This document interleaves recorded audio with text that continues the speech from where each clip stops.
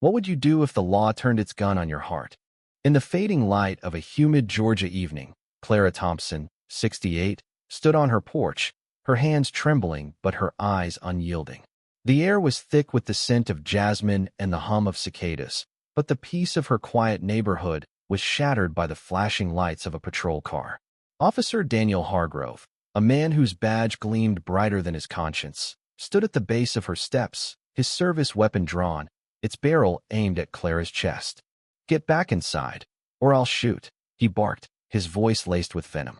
The call had come in an anonymous tip about suspicious activity at the Thompsons' home. Clara, watering her roses, had become the target of Hargrove's unchecked bias. Clara's heart pounded, but she didn't move. She'd lived through too much Jim Crow, marches, whispered slurs in grocery store resto cower now.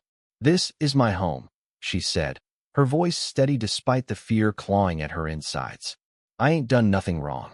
Hargrove's face twisted, his finger twitching near the trigger. The neighbors, drawn by the commotion, peeked through curtains, their phones quietly recording the scene. Clara's mind raced to her husband, James, who was out back in his shed, tinkering with his old radio. Would he hear this? Would he know?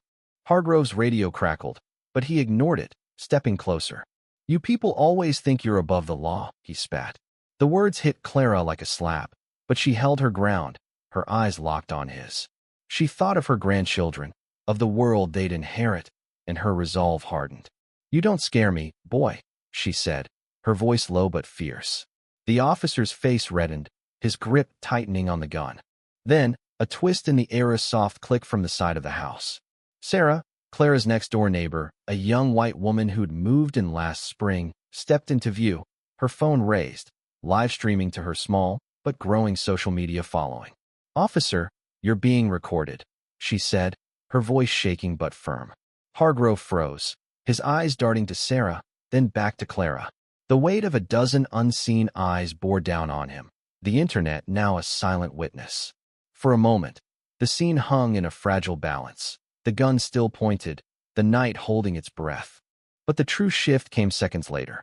From the backyard, James Thompson emerged, his weathered hands gripping a hunting rifle, its barrel pointed not at Hargrove, but at the ground.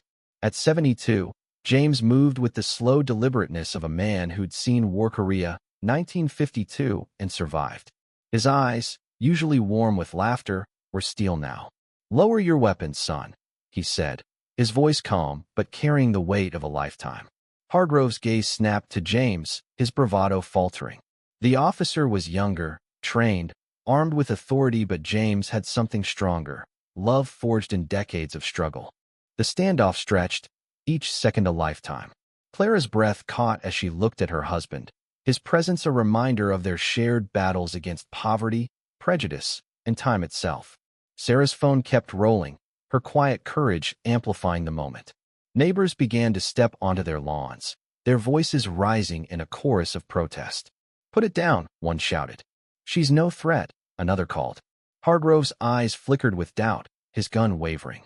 "Daniel," Clara said softly, using his name for the first time, a name she'd overheard on his radio. "You don't have to do this."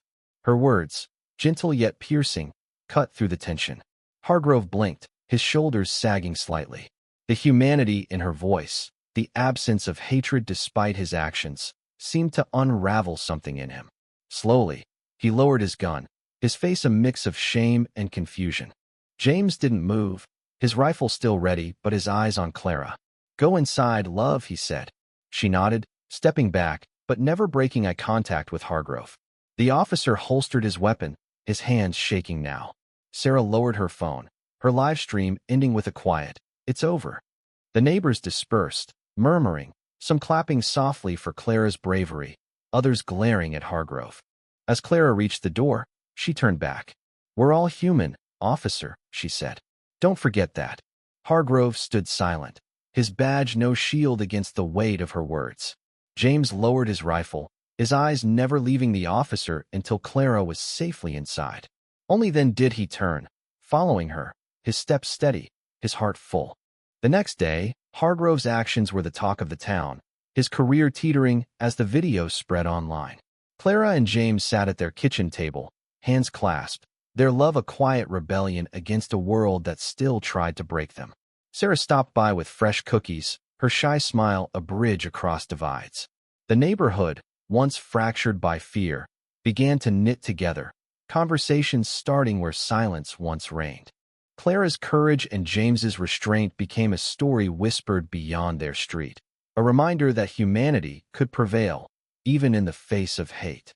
The porch where it all happened stood unchanged, the roses still blooming, a handwritten note now pinned to the mailbox. Her courage faced hate. His love fought back. Yendi,